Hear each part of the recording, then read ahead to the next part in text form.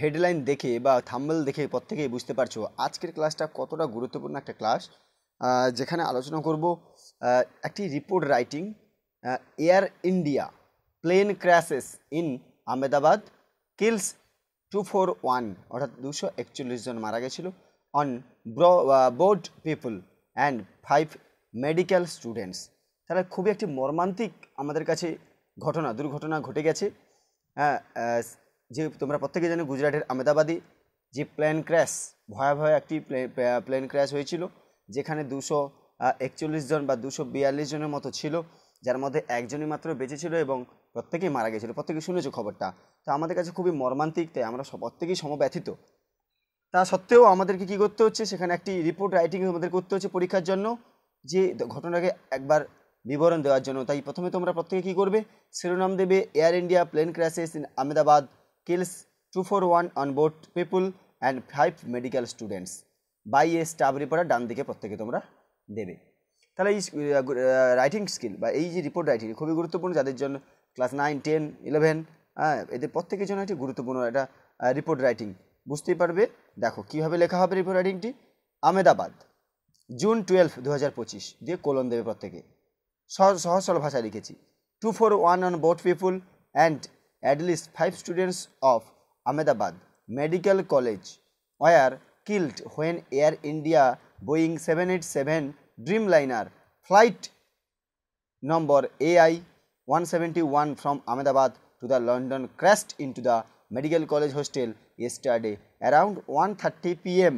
shortly after taking off. কি বলেছে, 241 জন board people অর্থাৎ মানুষ ছিল, অ্যান্ড অ্যাটলিস্ট প্রায় 5 স্টুডেন্টস অফ আহমেদাবাদ মেডিকেল কলেজের 5 জন ছাত্র, যে জুনিয়র ডাক্তাররা, ওয়ার কিল্ড মারা গেছিল, when air India Boeing 787 Dreamliner flight number AI 171 অর্থাৎ 171 নম্বর AI তার যে নম্বর প্লেন ফ্লাইটের নম্বর, সেই আহমেদাবাদ থেকে যাচ্ছিল লন্ডনে যাওয়ার উদ্দেশ্যে, crashed into the medical college hostel. এটা বিধ্বংস ধসে পড়েছিল কোথায়, মেডিকেল কলেজের হোস্টেলের মধ্যে। এস্টারডে গতকাল অ্যারাউন্ড 1:30 PM, প্রায় 1:30টার সময়।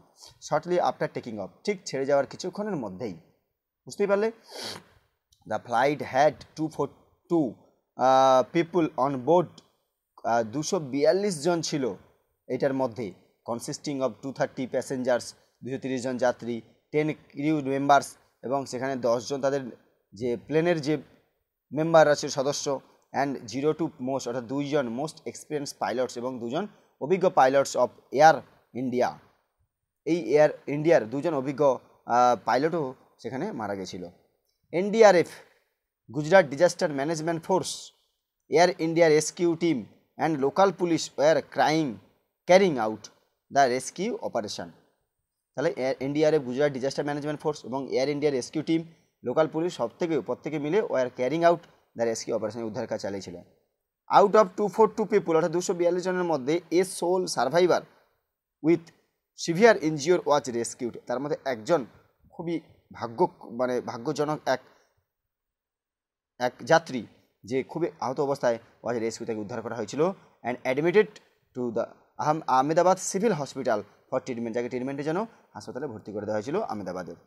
The cause of the plane crash was not yet known, এই কজটা কি এখনও অবধি জানা যায়নি। ইট ইজ নোন দ্যাট, এটা জানা গেছে যেটা, the pilot issued a call after take off, ছেড়ে যাওয়ার পরে পাইলট কিন্তু একটি কল করেছিল, indicating the aircraft was in distress, যেটা বিপদের মধ্যে আছে, এটুকু। There flight have occurred some technical fault, যার ফলে কিছু টেকনিক্যাল তাদের যান্ত্রিক কিছু ত্রুটি বা গোলযোগ দেখা গেছিলো।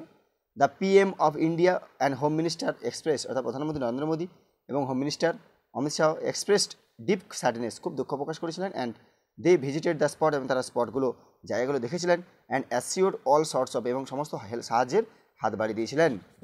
এছাড়া আমরা 2টো লাইন যোগ করবো এখানে।